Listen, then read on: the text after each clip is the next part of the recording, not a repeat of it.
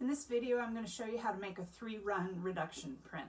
A reduction print is one where you'd have your block and you're making a color print from just one block instead of multiple blocks. So you're carving away parts of your block and then printing on a bunch of pieces of paper, carving away more, and then printing on top of that layer, carving more and printing on top again. So you're slowly reducing the block, taking away material, and printing a color print along the way. There's no going back. Once you remove the material from the block, there's no putting it back. So a reduction print is a closed edition sort of print. You can't reprint it because the block is gone by then. The way I think about reduction is that we're working towards making what would be a standalone or key block. That doesn't mean that I don't sometimes carve beyond that, but I think as a framework to start planning how you're going to do your print, that it really helps. And that, so if a standalone block, you're carving about 50-60% away to make a good print. So to back that up, for a first run of a 3-run block, we want to carve around 10 or 15% away. Second run, we want to carve about 25% away. And then we'll end up at about that 50-60% carved away at our third and last run. Different things I want to accomplish along the way. The first run, wherever I first carve, that's going to show the white of the paper. So it's going to establish focal points and highlights.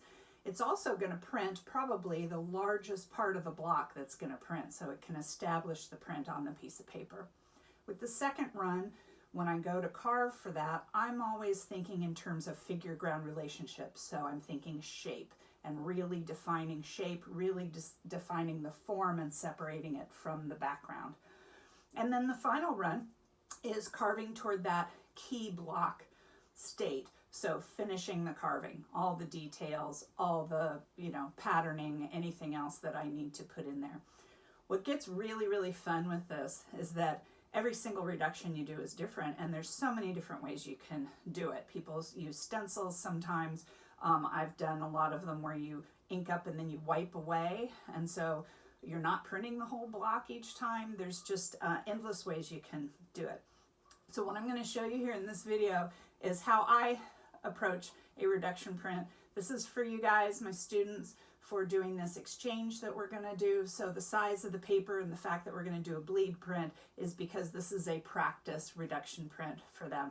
But it's for anyone that wants to learn about how to do reduction, and I'm going to walk you through the print that I'm making step by step, show you my printing, show you and discuss the problem solving and the decisions that I've made along the way. I hope you enjoy it. So I've mixed up a very transparent black and a opaque, because it's mixed with white, with about 2 fleas worth of blue in it. And when I'm inking this, you can see how this transparent gray with the black ink is almost exactly the color of Battleship Lino, so it's impossible to really see the ink. I can kind of see the texture of it if I look at it in the light. So I have to trust that I'm paying attention to what the ink sounds like and the sheen that it has, and try to keep it as even as possible with my other color. Be sure that you're paying attention that if you have a little wiggle, either your block isn't exactly right or your reg board isn't exactly right, that you're always lining this up either to this edge or this edge, keeping the up here, or the other way, just being consistent.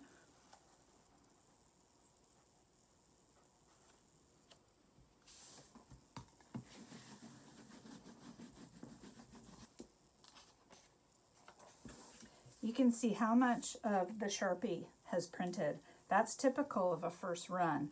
The tint base and the other ink is mixing with the Sharpie and kind of reactivating it. Not time to panic, because if I've been carving correctly so far for the first run, all of these areas where the Sharpie printed, those are going to be printed in darker colors later. So I don't need to be concerned about it. Sometimes with a new Sharpie, you get the Sharpie persisting and printing all the way through in the first run. Sometimes it only prints a couple times and then it stops. It doesn't seem to matter whether it's a new pen or an old one. I'm not sure what's going on with that. But don't panic when you see this. So when I'm checking to see whether this is looking good, You have to remember that this doesn't look like much yet, right? It looks like a Sharpie print, if anything. And you're many hours in already. Paper prep, right? Image prep, carving, and then you think, oh great, it just looks like this. This is what it's supposed to look like. It should be really light, but I want to see that I can actually see my carved marks. My carved marks show more on this black, so I might actually add just a little more blue to this color, just so that my carved marks show a little bit more, or even add a little black to it. I like the neutral color, and then I'm going to keep printing. The nice thing about this is that if you're compulsive like me, like most printmakers, this is going to bother you, right? That it's hitting on the page unevenly. But remember, with uneven margins, but remember we're doing a bleed print, so we're going to be cutting these out later. So pay no attention to the margins at this point. Nice thing about having all this extra is that you can make notes for yourself. So I'm going to say first printing, because this might end up being, I might change that color. Also, you can, be your own little cheerleader and give yourself smiley faces, other stuff. When I'm working on a reduction, and if it happens to be frustrating for some reason or another, it can help a lot just writing, good on each one. And it helps with your sorting. Like you've already sorted, that's a good one, that's a keeper. And if you print one that you know is a little light, having a note to yourself makes it a lot easier when you go back to print the next run. I'm adding a little bit of ink in between each print so I can keep the ink levels consistent. I also have a mark here for myself. I have a piece of tape which tells me this is where this should transition, and it helps me keep the ink even on my brayer, that the blue doesn't end up, encroaching too much on the gray. Okay, but I just remembered I said I was going to darken this, so I'm going to scoop this up. And I really like how the neutral, so I think I'm going to add just a little bit of black actually instead of adding more blue.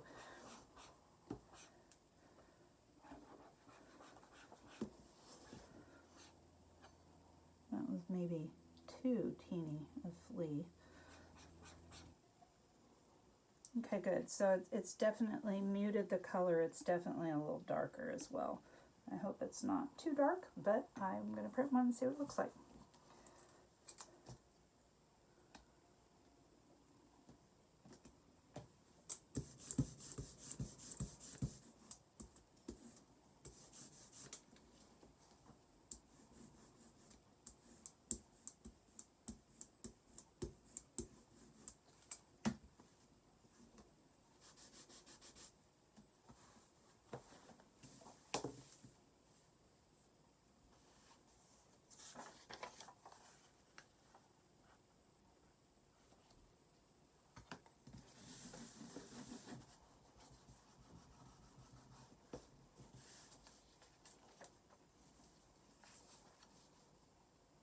Okay, almost darker with the Sharpie, but also this outside color, this blue, is a little bit darker, and not much, but a little bit, so I can see my carved marks a little bit better. So I like that, so that's good.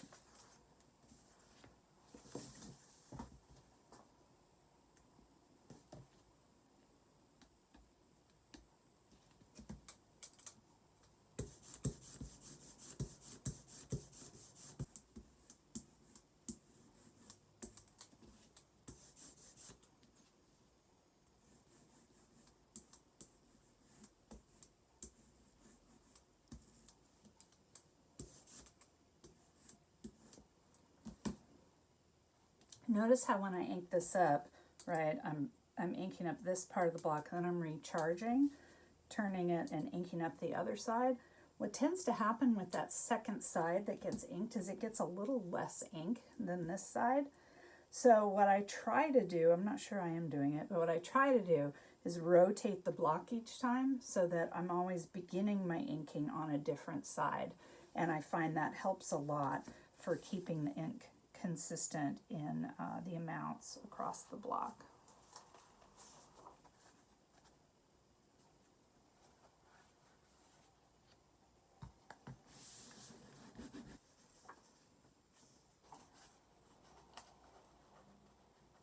very easy to put the block in the wrong way, you know. So just be sure that as you look at your prints after you print each one, that you kind of check that you haven't flipped the block around the other way. And if you have, just make a note for yourself so you'll catch it the next time, and just continue printing it in that orientation. No big deal.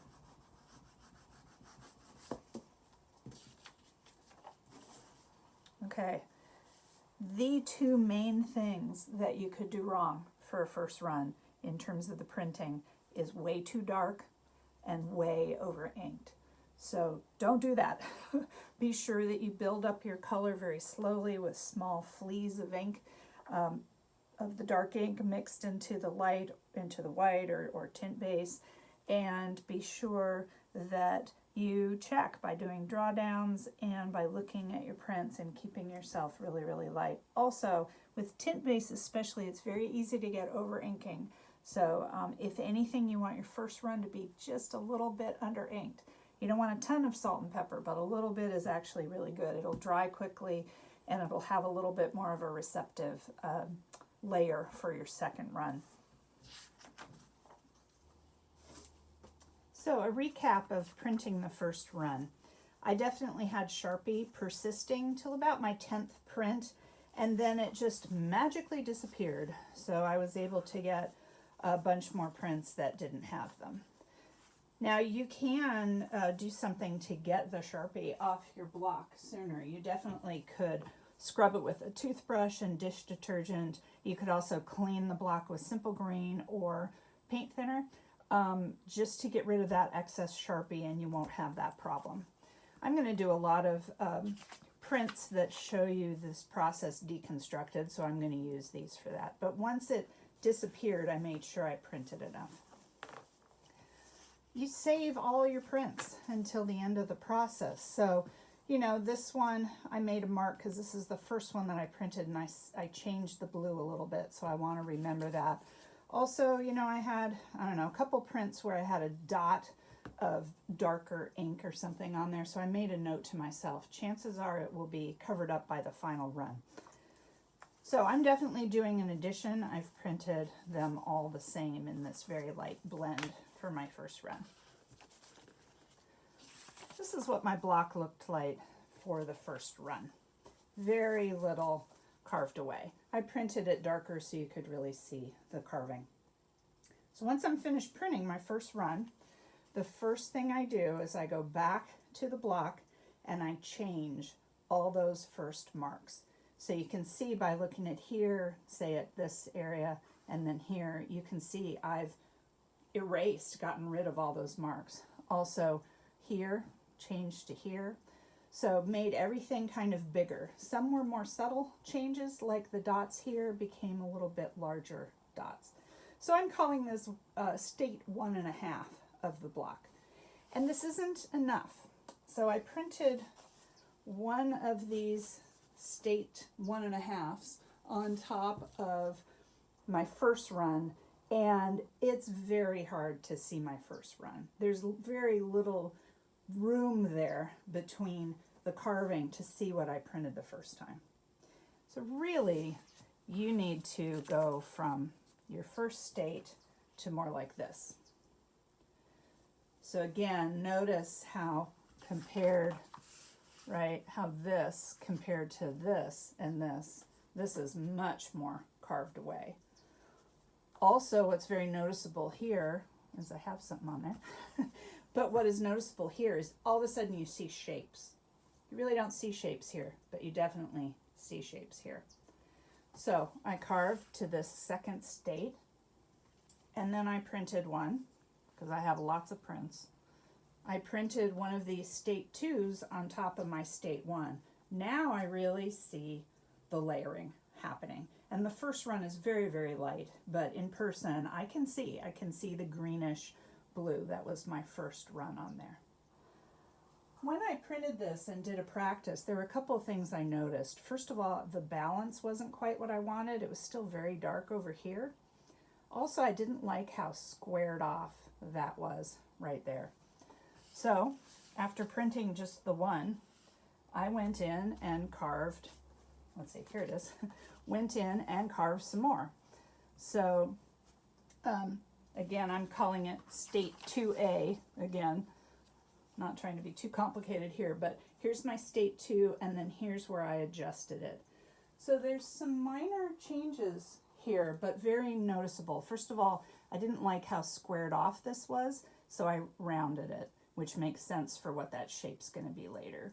This seemed a little awkward, so I extended and connected it, which works better as a shape. I had chatter up at the top here that was kind of connecting, and I got rid of that. Also, I didn't carve very much away on the inside of this, and I carved a lot more so that I could see. So then I printed that, and of course, you're getting to see how I work here. I printed then another one of this state 2A on top of the first run, and now it looks like that. And that has really good balance. I can really start to see the forms of the images in there. So what ended up is I went from that as my first state to that as my second state, or my final second state. And then this will be the state that I'm going to print my second run from. Now, doing these proofs, I was just using the same blue just to make it easy, and it's a very opaque kind of blue. I'm probably not going to be printing quite as dark as this. I mean, that's an option, but that's what I want to do. And in my second run, I'm going to have some transparent colors too, so it's not going to cover up as heavily as this looks. You guys are not turning in this sort of dissected, step-by-step prints. However, you might want to consider making yourself a set of this just so that you can really learn how to do this and see what you did. But this would not be the project. The project would be that you're going to turn in your final prints that have all the layers printed on top of each other. When I'm setting up to print my next run, I've sorted my pieces of paper. So these are my worst prints, the ones where the Sharpie's really heavy, and then this is that first one that's a different color. So these can be the first ones I'm going to print on. And then I've sorted out the ones that ended up with weird little dot of ink that hadn't mixed completely, I guess, little darker dots. And I'm going to put them here too, and those also I'm going to print on first. Those will probably be fine after I print the next run on them. And so what I usually do then is I just like cross that off with a pencil, and then it can go back in the good pile.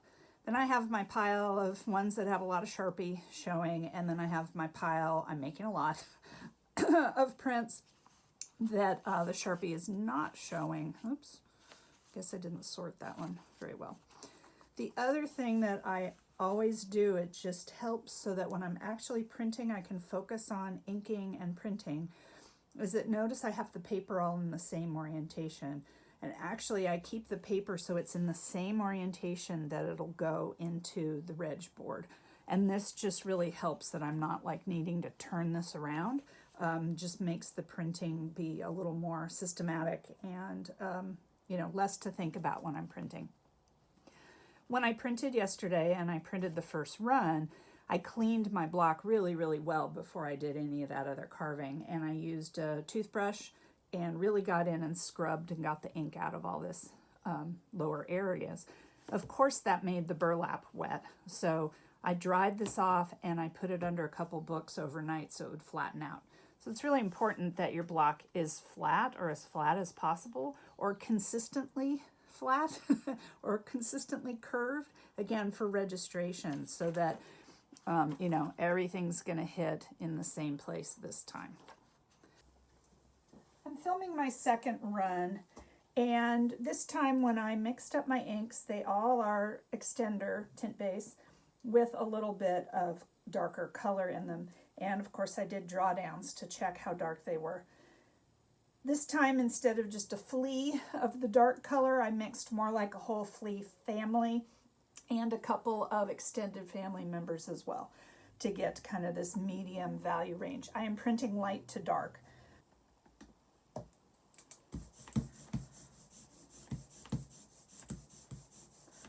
Can't emphasize enough how nice it is to have a lot of prints, even though it means a lot of printing. Just means that I could do 3 or 4 test prints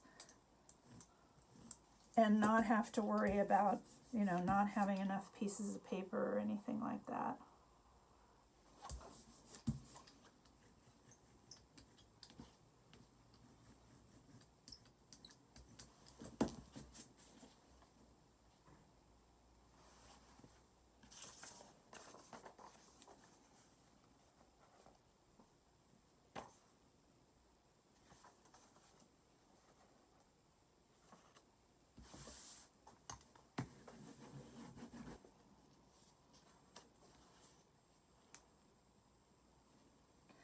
So I don't know if you can see, but this is one of the prints that had a lot of the Sharpie printing, and I definitely can see it through here. So this is a reason that if you're planning to work very transparently, you want to make sure you get rid of that Sharpie.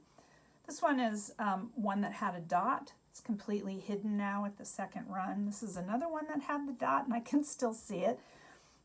So like I said previously, I'm gonna do this, and that way I know this is now a good one, and this one I'm going to underline like, yes, that's still a problem on this one.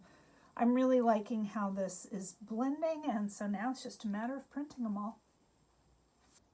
I'm at the third stage, third run, third state of my block for my reduction. Remember state 1, and I printed it very, very light like this in a blend. State 2A, but state 2 of my block looked like this. And then this is what my current edition looks like. So I'm ready to print my third state of my block. So here is what my block now looks like, and that's what my print looks like now. Basically, I've finished the carving, and I'm ready to now print this on top of all my second run prints. You know when the ink is dry enough that you can print on top. If it's still a little sticky, but it isn't coming off on your hands, then it's fine to go ahead and print the third run on top of it.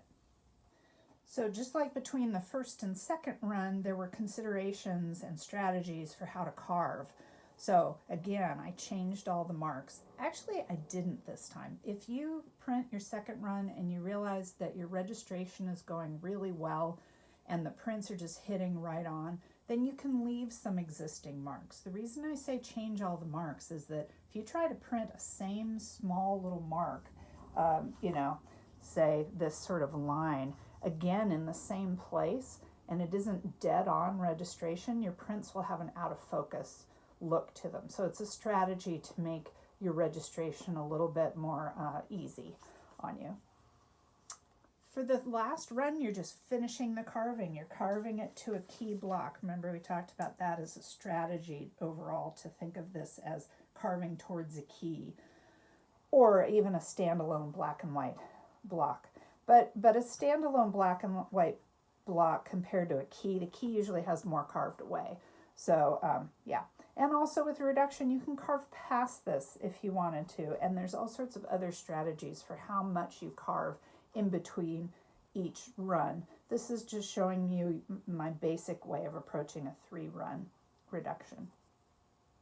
Things to keep in mind is once you start carving a lot away from a unmounted lino block, this is a different block, the block can actually start to spread. Because we're hand printing and our blocks aren't being run through a press, it's unlikely that's going to happen. But if you're clearing a lot away from your block, these blocks do have a tendency to spread a little bit. Also, carving along the edges with lino, sometimes you carve it and it kind of hangs out sort of beyond the edge of the block. So proofing your block onto the second run and maybe adjusting and trimming the edges of your block are possibilities for a final run. Also, like any key block and any relief block, you want to be controlling your chatter. You don't want to have so much, you know, chatter and carving marks showing that you're not going to see your prior runs. And unlike the first 2 runs, I routinely proof on newsprint for the last run. The reason for this is that you want a run that's fully inked up for the last run. You don't want too much salt and pepper, and you don't want to go too heavy on the inking and get smearing. So the easiest way to do that is to build up inking with a lean slab and then slowly add more rolls until you get it perfectly inked. So I printed on the newsprint to get a look at this, and then I did print one on the washi. This is such inexpensive paper that I just went ahead and printed on that. One thing I was looking at is just checking, making sure I didn't have a lot of chatter. Turns out I could see on a block there was a thing like right here, and then right in here, the block kept wanting to ink up right there. So I carved those away a little bit differently. Also in here, there's chatter in here, and it just wasn't consistent with this, so I went in and carved that a little bit.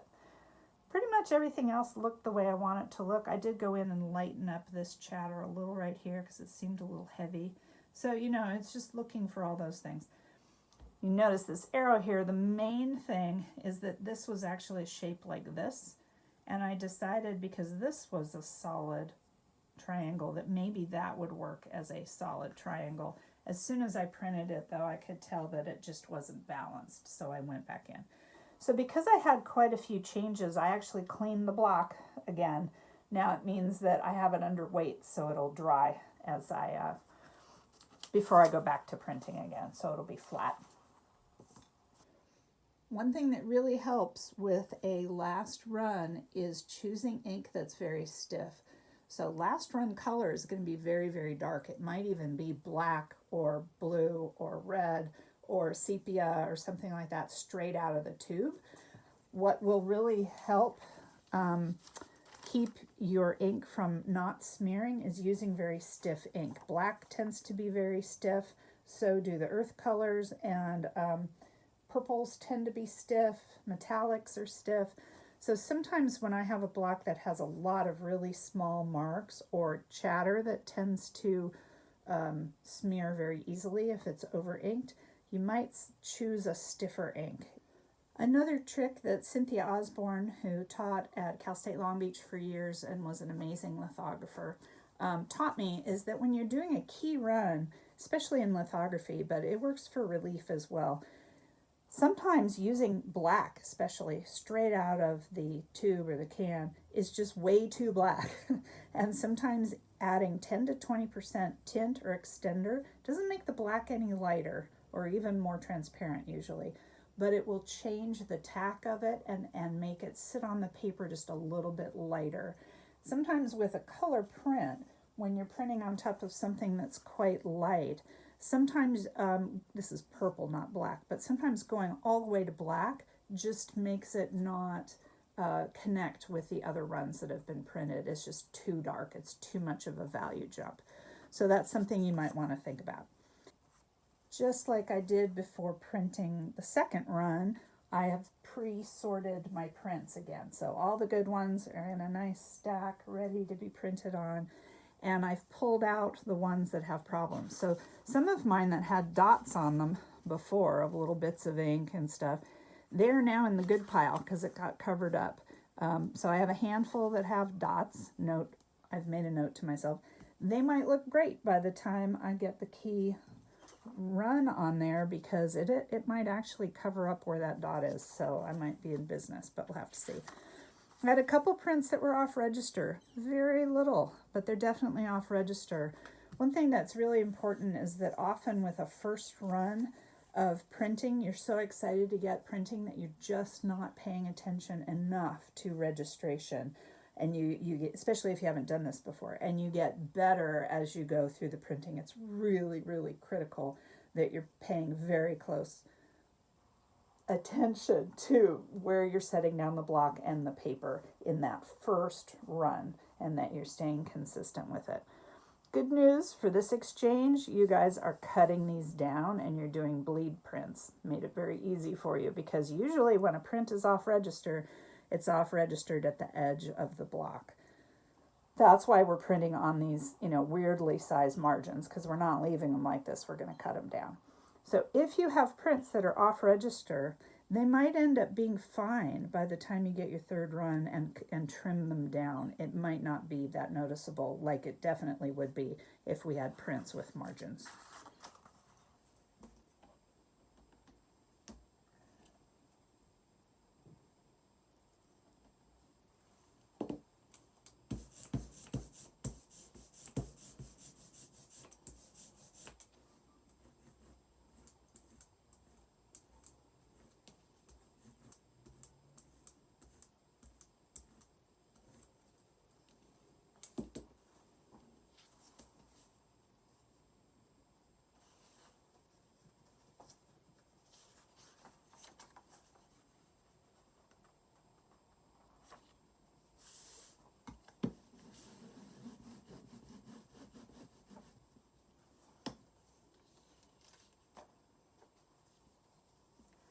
I decided to go with a blend for my final prints. Of course, I changed my mind. So at first I printed these, and I didn't really care for how the purple, when it was over the yellowish color, was shifting kind of red in a weird way, and I wasn't liking how it made a real focal point here. I didn't like that color. I also took my own recommendations, and I thought this was just overall just way too heavy, too dark a value on here. And because I had done blends for the other two runs, even though my first run is very light and is not a very big player in this, but up close it definitely is informing the print. So I decided to go with a blend, and I ended up with this being my blend. I've spread these out again so you can see state 1, and then I printed in a blend, state 2, printed on top of the first run, state 3 of the block, and then printed on top of all the second runs. You can keep reducing and doing more and more runs as long as you still have material on your block. I've shared everything I can think of and as far as my tips and what I've learned about doing reductions for many years. I hope you're excited to start. Remember that there's lots of right ways. You can carve different ways, you can reduce different ways, you can use blends in all sort of different ways. And so just use, the information that I'm giving you as a jumping off point, and that you just really enjoy this process. For me, what remains so fun is that, I've done a lot of these, so I have a much better, clearer idea of where I'm going and what it's going to look like at the end, but I still kind of don't. And that's what I really love about reduction, that it all kind of hinges on what did I carve first, and that kind of sets up all different problem solving. So I hope you enjoy making reduction prints, and this little exchange print in particular, and happy printing.